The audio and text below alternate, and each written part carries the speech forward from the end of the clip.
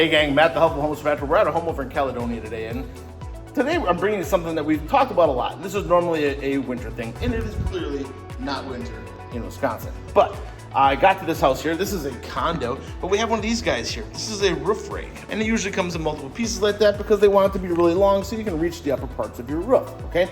Now the problem with roof rakes is that they have this very sharp edge on them. So as that sharp edge contacts the roof, you can imagine the kind of damage from scraping this thing down over your roof repeatedly is gonna cause. If one of those corners catches, look how sharp those suckers are. It's gonna cause a big gouge in your roof. And if you catch one of these guys on the roof, holy cow, or you damage your gutters and things like that, usually these roof rakes are gonna result in more damage than they are gonna actually do any good. So I'd avoid using a roof rake if you can at all costs.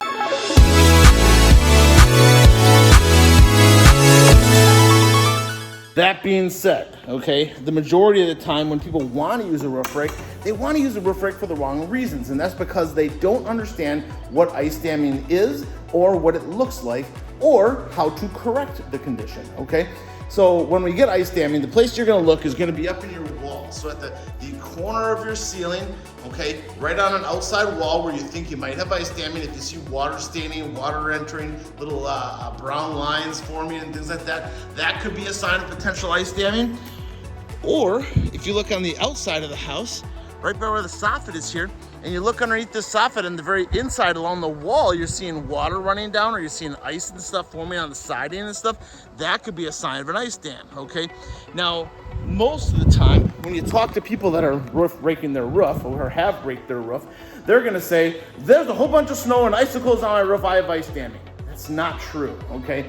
The truth is, in order to actually have ice damming, you have to have ice build up so that it's got a negative pitch towards the roof and the water can't flow uphill, right? So the water can't flow down and get to the gutters like it's supposed to, so the water ponds and puddles there and builds up to the point where it'll flow up back behind the shingles because that pond gets high enough. Water doesn't flow uphill, okay? It forms a pond, and that pond gets up high enough that the water line gets to the fasteners or to the top of the shingle and can get over that and down into the area where it can penetrate into your home, all right?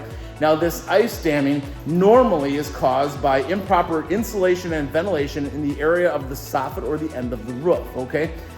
When it comes to those, we can improve the soffit by ventilating it better. We can do some insulation. You can even do some hot roof insulation or do some spray foam on the underside of the roof surface, okay?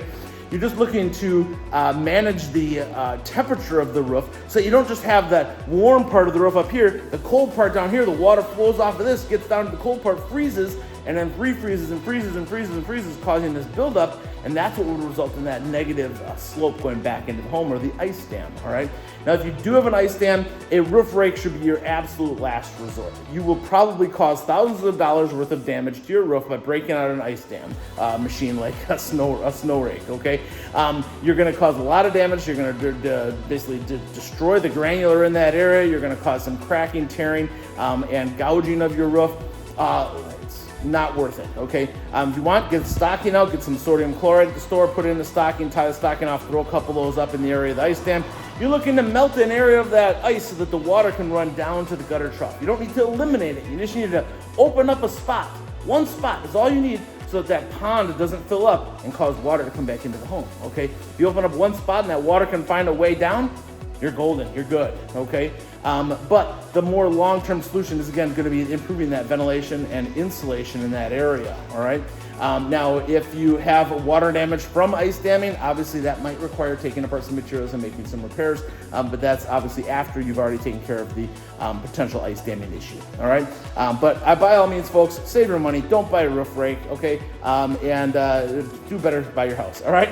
Remember, you guys, the better you take care of your house, the better it's gonna take care of you. Have a good one, we'll see you next time.